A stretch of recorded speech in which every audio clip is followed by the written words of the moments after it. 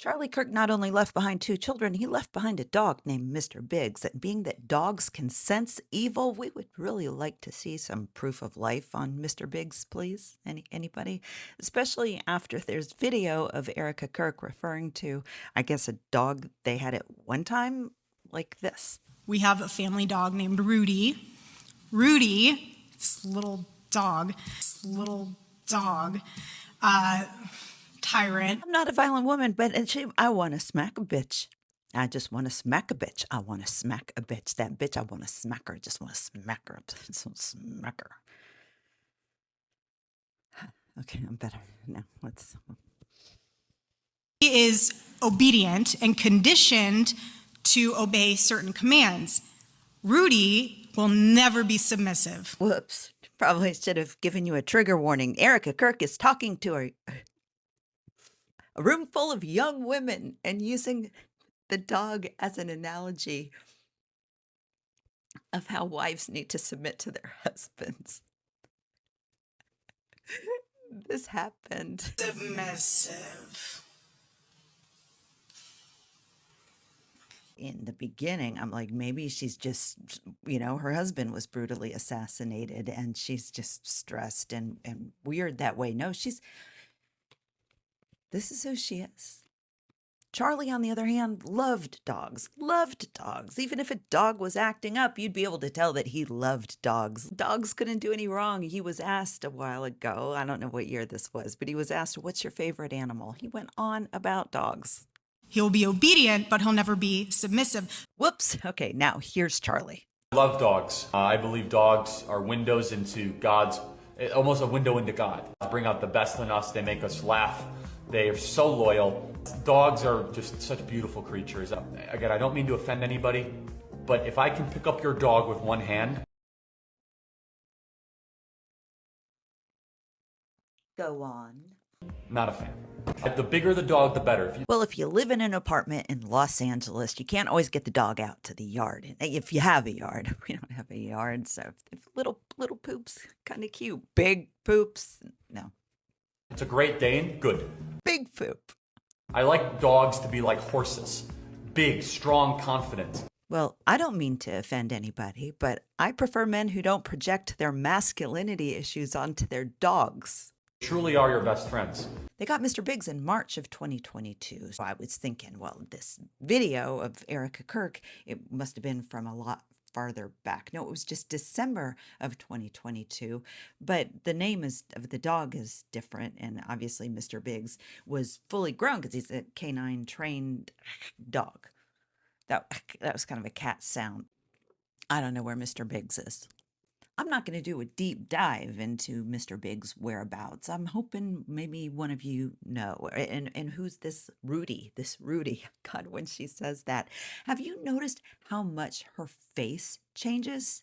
Like, and I don't mean just like the nose job or things like that, but the, just like, I guess some people when they put on weight, which my weight fluctuates, but it like all goes to the face first or is removed, lost from the face first, whatever. Charlie says something so sincerely when he mentions the whole, a dog truly is your best friend.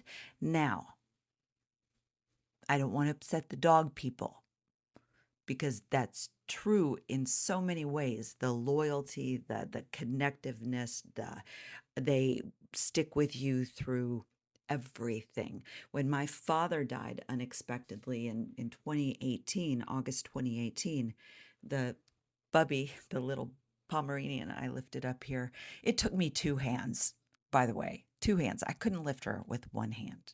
Charlie probably could have, but I could not. But she would just curl up at my head, like when I was sleeping and just in bed all the time.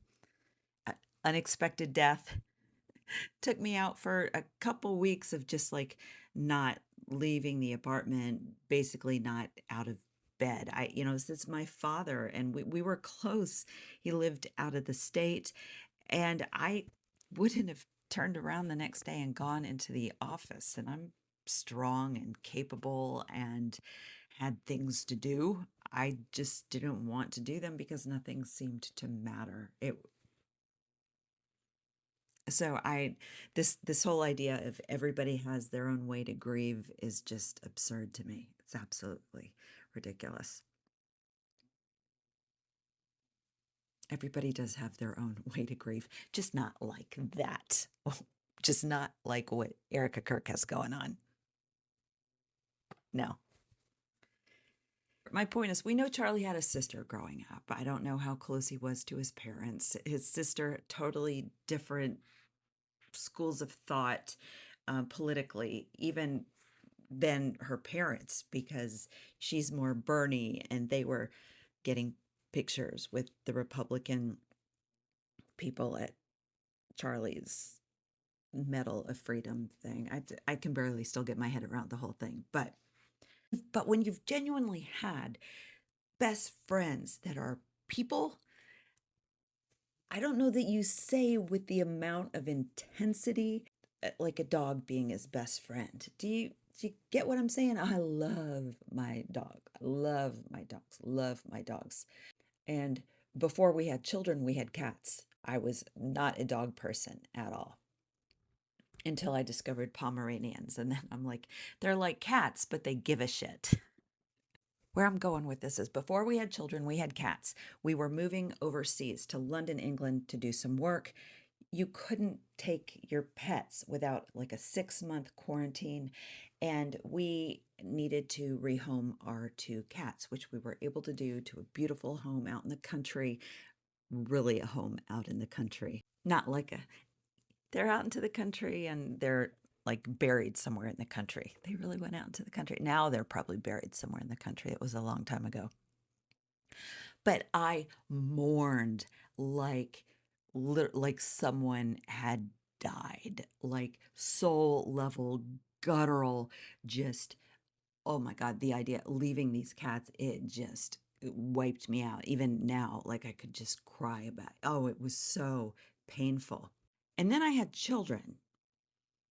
And my relationship with the pets in our lives, which we continued to do, animal rescue, things like that, it shifted. Love my animals, especially my babies. I was going to call them my babies. My babies. That's why I hate when Erica Kirk says my babies, because that's how I refer to my dogs. Like, and the way she says babies, it's patronizing in a creepy sense. Like, not like my kids, my baby. Oh God, I don't know. But as much as my puppies are my babies, they're not my children. And so when I hear people say that their dogs are their children, I can't relate to that. No condemnation. I just can't relate to that. And there's just a certain level of intensity when Charlie Kirk says, a dog is your best friend, which is yes, yes. But it also seemed to reflect maybe somebody who hasn't had a lot of close people. My point is, he was vulnerable in so many ways to somebody like Erica Kirk. And the bitch don't like dogs. That wasn't somebody just being frustrated with a dog in the moment. For example, if I'm thinking, oh, I'm having a hard time, the dog pees on the carpet, and like there's still like an energy about it that like, I love this little booger, but man, he's driving me crazy. She's just kind of like, ugh. This undertone, even like Trump does this when every insult he comes up with, it usually involves a dog. A dog, like a dog. He died like a dog. Again, I just think Erica just had her mark, Without a question, Charlie was a mark for her, whether it was because she was a foreign agent or whatever, or she just was a social climber. He was a target, and I think they're just these little micro clues we get along the way, like that little bit of undertone of a sadness intertwined with the reality that our dogs can be our best friends. But ideally, there would be people too, you know. He's just sad. And where the fuck is that dog? Where's the dog? Do you know?